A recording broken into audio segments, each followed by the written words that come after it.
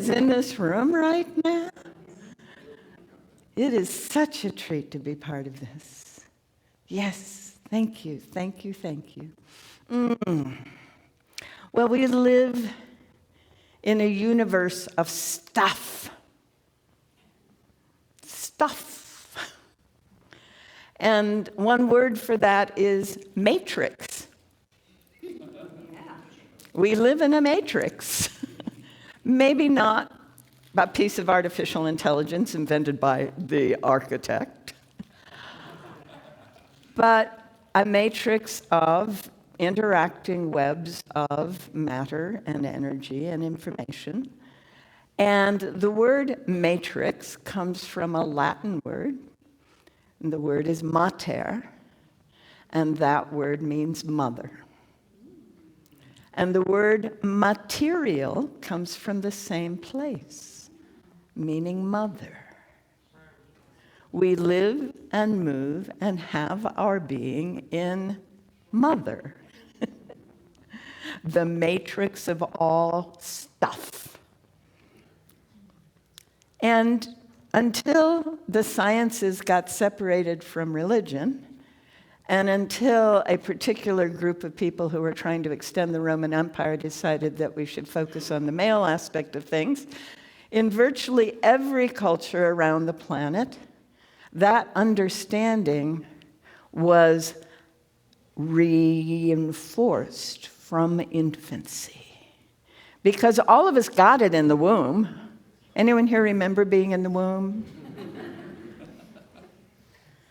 I mean, we were totally supported, totally supplied, nourished, held, in some cases loved, and wanted and desired, and just felt that total support, being totally nourished, totally everything. Everything came as we were in the womb with no effort on our part. We simply got to be there and grow into being who we are. And in many cultures on the planet, that's what everyone is doing all the way through their adulthood as well. But we live in a planet that doesn't, or a culture on the planet, that doesn't think that's a good way to be. Because in this culture that we grew up in, there has to be someone in charge telling us what to do. Oh dear, fortunately that's almost over. Yeah. That's what we are watching in the world around us, is the dissolving of that culture. Now, some of you are aware, and I pointed this out to a group of folks the other night, that there were, for thousands of years, tens of thousands of years, there were people making little statuettes, usually 3 to 5 or 6 inches tall, and they were feminine figures. Now, the first people to write about those were British archaeologists in their 30s, men, who had never seen a postmenopausal grandmother.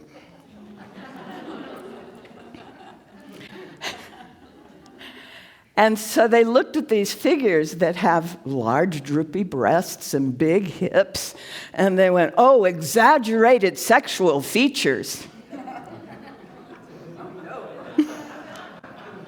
And called them fertility symbols. Don't believe them. Because what they were reminders of the grand mother who had been teaching and inspiring and providing deep wisdom for everyone in the community for a long time. And if there wasn't one in place, or if one had passed on, someone would take a bit of bone, a bit of ivory, a bit of wood, occasionally stone, and make an image to remind them that it is possible to be in the presence of someone who has this deep wisdom and understanding. The grandmother. Now, then there's the great-grandmother, which many of those women were by the time they passed on, because most women were married as soon as they entered their menses and then had kids very soon. And it turns out there was a marvelous researcher in England named Peter Medawar who discovered that if women have babies before they're 26, they're more likely to be healthy. Our culture doesn't teach that. So the idea of having children very young and then having a grandmother or a great grandmother there to help teach that child was common and is common among the non-empire cultures of the world. Any of you have worked with indigenous peoples in some other place have seen some of that, right? Or maybe in a documentary somewhere. It takes a village to raise a child. It takes a grandmother to raise a child, right? And then the grandfather, when the young man is ready to take on specific skills that he's demonstrated his ability and interest in. So this idea that who and what we are physically is totally interwoven in this matrix of material stuff, and that our body is the same stuff as the stars. That is so cool. And that everything we wear and use and eat and have any tactile experience of is a gift of the mother, is an expression of the matrix, the mater, the material that is the divine mother.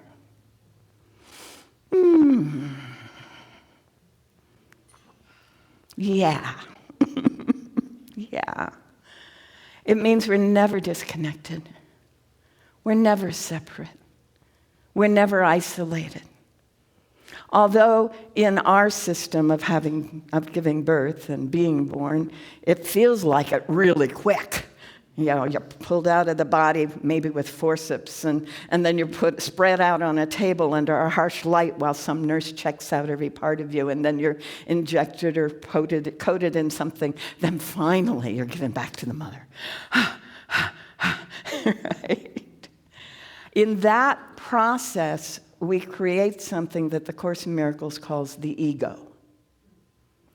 I'm separated. Oh no, I'm isolated and I'm alone. Now what do I do? Oh, everything's scary. That's the ego.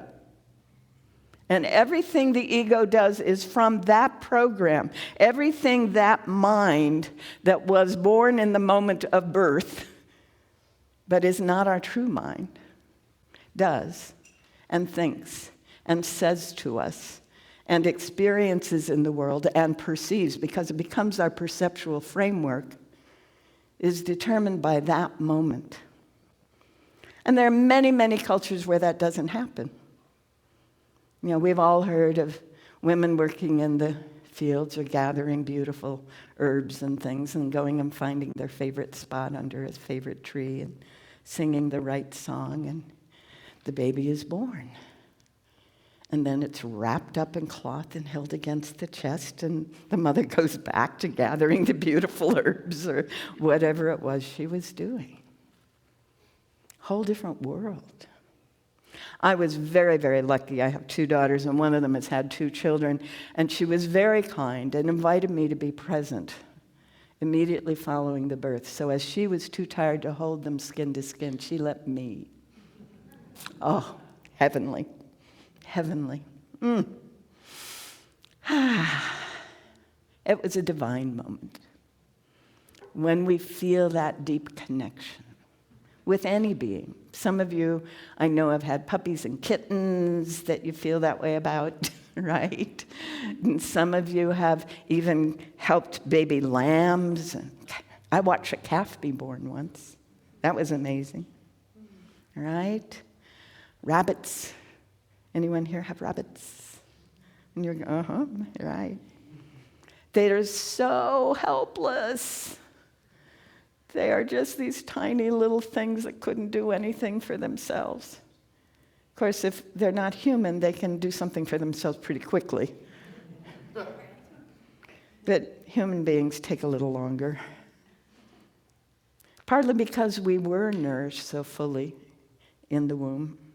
Primates overall tend to be born pretty helpless. Yeah. And in fact, as anthropologists talk about social systems, we know that social systems only exist because it takes 10 to 12 years to get a human being so he can function on his own, or she can, right? So we need a system in place to support that growth. We need to have a combination of mothers and grandmothers and fathers and grandfathers and aunts and uncles and sisters and brothers who are all facilitating the development of each and every person. That's what a social system is. And if we're very lucky, our social system gets to include this kind of spiritual life that you have here. And I'm so glad, so delighted that these children, as Ezekiel reminded us, get to have these experiences early on. For most of us, as he also reminded us, we didn't get them until we were in our 30s and 40s, which is why many of us are recovering whatever tradition we grew up in, recovering from them into a truer state of being. Yes? Yes? Yes. Thank you, dears. So when we think of mothering, we don't usually think of the supplying of all the stuff. We think of, someone who's nurturing and loving and guiding, right? Well, a lot of us didn't get a lot of that growing up. Some of us got substitutes for that. Yes, we found a person in our community that did that. But again, this culture does not encourage actual mothering.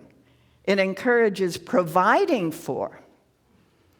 And one of the shifts that happened with the baby boomers is the baby boomers started saying, no, it's not just about providing for. I got to be able to provide something more. And then our kids, and then their kids, and now their kids who are having kids are saying, it's absolutely not just about providing for. It's about being there in the loving way, yeah? And this is part of why we're getting these kids so young in the center. I love it. Some of us have been taught that being a good mother is to be inspiring and encouraging. And if we look at the infinite, all it is, we're constantly being inspired. Mother Nature's son, right? The stream, the mountain, the sage, the way the rain changes the world, constantly being inspired in the mother. Not necessarily by the culture, but in the mother. So where are we going as humanity? I believe we are going to a place where mothering becomes an integral part of the culture in the ways that we think of it. Providing and nurturing, inspiring and encouraging, connecting with the natural matrix that we were born into. Is that acceptable to you? Yes. All right. Can you imagine what a culture might be where every infant is born without that but with that ooh? And where every mother is feeling totally supported in that process. Yes. And a culture in which, as that infant is beginning to explore possibilities, there's this space in which it's totally safe, and there's lots of support for exploring, inspiring, and encouraging. Yes? We're all working to make little bits of that happen. Some of us in our households, some of us in the larger community. I understand Tiff is working next on her teaching certificate. Good job. I know she's going to do that.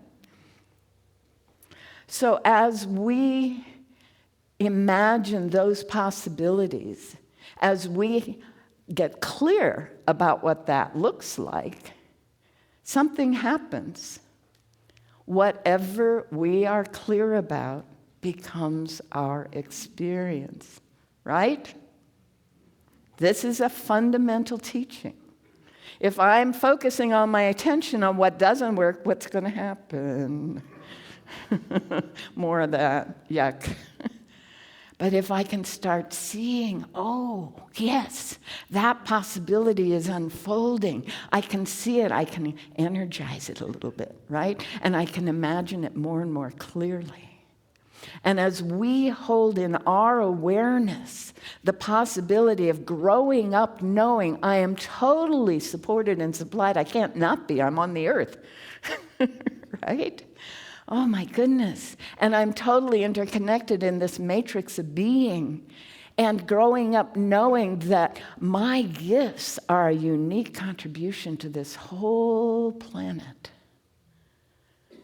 And I get to express those, as we told the children, fully, freely and fully. That would be a mothering culture, would it not? Please imagine it for all of our sakes. The reason I'm talking about this week, as opposed to last week, is this whole month is the month of the mother. Did you know that? The month of May. Some of you were Catholic and put hawthorn crowns on the Virgin Mary statue when you were little girls? Nobody in this room? Okay, we got a couple. Good. You know, I had a horrid realization the other day. The hawthorn flower is absolutely gorgeous, isn't it? But it's a crown of thorns. You put a crown of thorns on the mother's head after a crown of thorns on the son's head. Wow. Yeah, that's a little weird. That one's a little weird. But the flowers are beautiful. So that's the beginning of May. That's that midpoint between the spring equinox and the summer solstice. In the Wiccan tradition, we call that right on. Beltane, precisely. It is that midpoint. It is when everything is balanced between the movement that has been expanding, and then it's going to rush into greater expansion. Does that make sense? So the first day of May, many of you remember the movie Camelot or the play Camelot. Tra-la, it's May. Right? Wrong image. That's not what Beltane's about. But it's okay. But the other piece is there was another midpoint, and I talked a little bit about it when I was here in February, and that's the midpoint between the winter solstice and the spring equinox, which is called in various names. Imbolc, yeah? Candlemas, because we are making more candles at that point because we've used up last year's. And it's also called Saint Bride's Day or Saint Brede's Day. And it honors the Virgin, the ever-Virgin in her white, the divine feminine as an ever-Virgin in white, carrying white flowers. And Imbolc means in milk because the sheep and the goats are finally providing a little milk, so you have something to live on during the next stage of the fast until spring equinox. So at Beltane, she's grown up a little bit.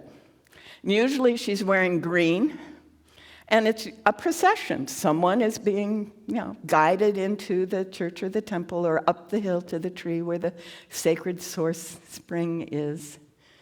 And at Imbolc, it's the young woman wearing white, and at Beltane, it's the more mature woman who is pregnant wearing green. And this is the representation of our own maturing. It's also a representation of the cycle of life. And it's also the beginning of the month of the mother. So we begin May with that, and then even though Mother's Day was invented as how can I say this? As a complaint at the honoring of men during the Civil War, and didn't actually get established in 1914. But Julia Ward Howe said, wait a minute, we're forgetting all those people who are having to struggle without their guys and having to grieve over the deaths and the pain and all of that. So she wanted us to honor the mothers. That's cool. So in their great wisdom, our Congress, did I say that? Declared the second Sunday of May to be Mother's Day, right? And we go all the way through May as the blossoms, And if you live in the valley or on the coast, it's rhododendron time. There's a garden near Reed College, Crystal Springs, that's all rhododendrons, and Mother's Day weekend is the peak of that, if you ever happen to be in the Portland area. And the Rhody Festival's happening where I'm currently based in Florence right now. Thank God I'm not there. But all of these wonderful blossomings are happening, just as a pregnant woman is a blossoming presence. Yes. So that's what this month is about. It's honoring that as the year unfolds. And there will be other honorings as we go through the year. And part of where we're going with this is recognizing that divine feminine presence is never one stable form, as we are never one stable form. To be alive is to be changing. Sorry, folks, you're stuck with it. I know. When I had my very, very, very first garden, I think I've actually told this story here, but I'm going to tell it again. I'd lived in apartments, I'd lived in rentals, and finally we bought a house and I had a garden. And I'd helped with gardens. I'd lived on the farm during my summers for most of my childhood, but I'd never had one from beginning to end that I could do whatever I wanted to with, right? So I spent weeks getting the running weed roots and the English ivy roots and the blackberry roots out of all of the beds, right? And I got them all cleaned up, and it was beautiful. And I planted mostly perennials or biennials so that they could take care of themselves. And 6 weeks later, I had to get out there again. It wasn't fixed in time, right? It was changing. Life is changing. Yeah. Oh, and that's one of the things that having someone in our life that represents that mother figure helps us to see. I know in the last weeks and months of my own mother's time on the planet, I needed to realize this person is not the person who raised me. This is a person who needs my loving care now. That was a major transition in our lives, yes? We don't talk about that in our culture. Again, so many things we leave out.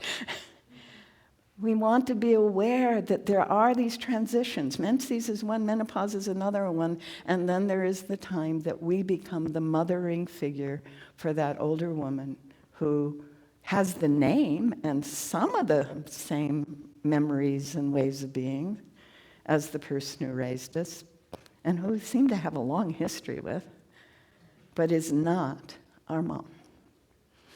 We call her mom. And we care for her. And we love her dearly. Because she is representing that divine feminine in that stage of being. She is every bit as much nurturing, providing, inspiring, and encouraging, even if she doesn't remember who we are when we walk in the room. It doesn't always feel good. But then, she didn't always feel good when we were 3 and 4 either. We want to be aware always that we are being inspired and encouraged and nurtured and loved. And we are loving. And in truth, the mother is fully present always. So, as I was in the pre-dawn moments this morning, a version of a prayer that is often called the Great Formula came to me that I thought I would share with you now. We won't call this the prayer. We'll just call this the end of Ruth's talk, okay? Our Divine Mother, the matrix of our being, who dwells within and around us, we bless your holy presence. You give us your substance, fulfilling all our material needs. You release us from bondage to the past as we release those we have bound in resentment or anger. You guide us in the ways of harmony and peace. And for all these gifts, we feel deep gratitude, lifting our hearts in thanksgiving and praise forever. Thank you.